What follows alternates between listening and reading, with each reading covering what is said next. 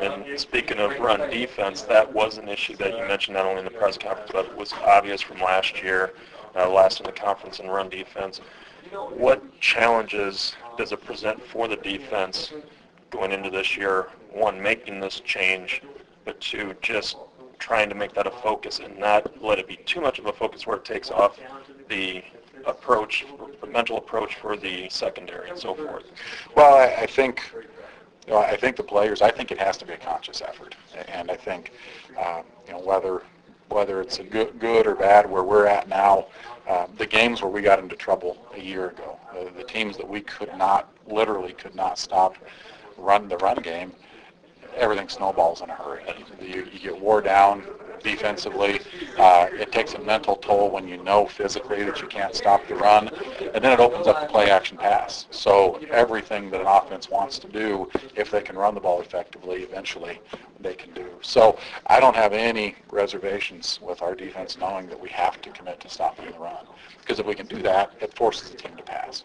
If it's a great passing team, then maybe they were meant to beat us anyway. But if we can stop the run, it's going to force the team at least to be one-dimensional, and then we'll figure that out. I think we're going to have a pretty good secondary. I don't know yet how the depth will pan out, but with the guys coming back, if everybody's healthy, I think we'll have more talent there, we'll have more speed there than what we've had, and that will help us a lot in the pass game. Now, the mental side is always a challenge for coaches, more so than probably X's and O's in some cases. What does the team need to do to be mentally tough this year if something isn't going in their favor, as opposed to when it is going in their favor? It's easy to be up for a game or for certain plays. Where is that fine line for the team this year? I think a lot of that comes from leadership. A certain handful of players, whoever it is, and it doesn't have to be this guy or this guy, but there has to be a group of guys, players on the field, that when something bad happens, they pick everybody else up, because something bad is going to happen. Sioux Falls a year ago, games that they played, bad things happened to them, believe it or not.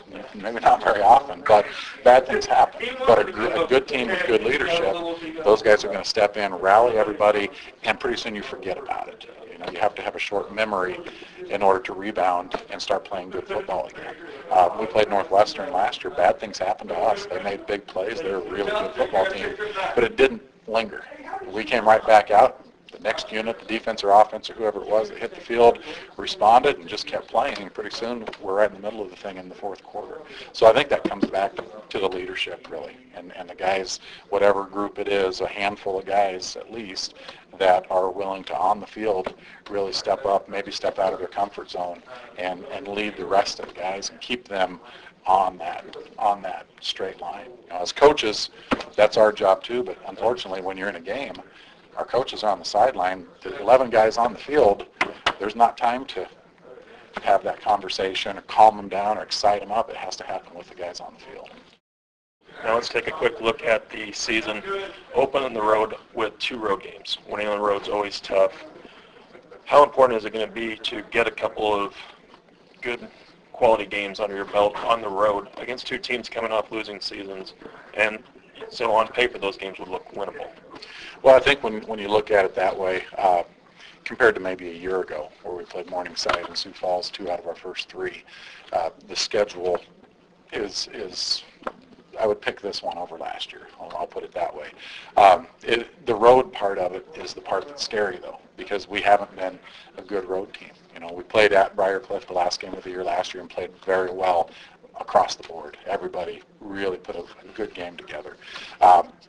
I hope that we can take that momentum through camp and then put the same type of effort out there again, playing in the same place, playing against the same team, but they're going to be ready for us. You heard Coach Rathman today, they're going back to square one and really starting over with some things. They're going to be sky high to show what they've done in the off season. So it won't be the same team that we play against. And then Dakota State, I don't know much about. I know they only had a couple wins, but the film that we've watched from last year, they look like a very athletic team. So they have some good players.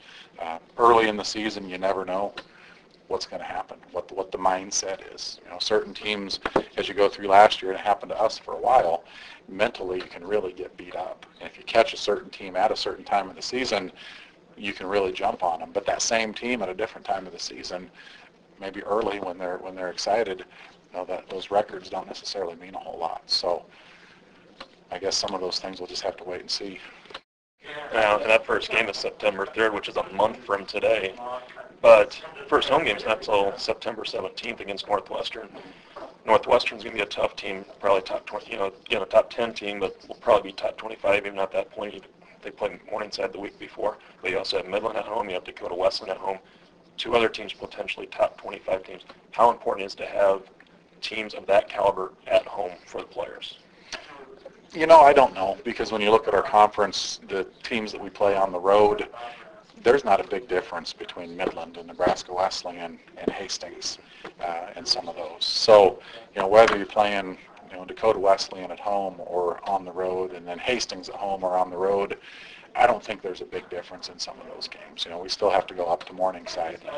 That's a game that I'd rather play at home, but we'll go on the road for that game. So I think over the course of the season, those things iron themselves out. We do get Northwestern at home, which is a good thing for us too. So like I said, when you look at the top tier teams, you probably split half at home, half on the road, and then your lower tier teams, same deal. You're going to play a couple home, couple on the road, and that. I do like the idea of getting a couple road games out of the way early. So after we get through our second game, then we have 4 home and 4 road, and it's all even the rest of the way out. Well, the Tigers get started on September 3rd at Briar Cliff. Players will arrive on August 15th for fall ball. So, Coach Franzen, good luck this year. As far as the Tiger Sports Network goes, we are hoping to have live video streaming on the web this year, so stay tuned. If we get the right connections up at Simon Field, we'll have live video streaming of Tiger football for 2011.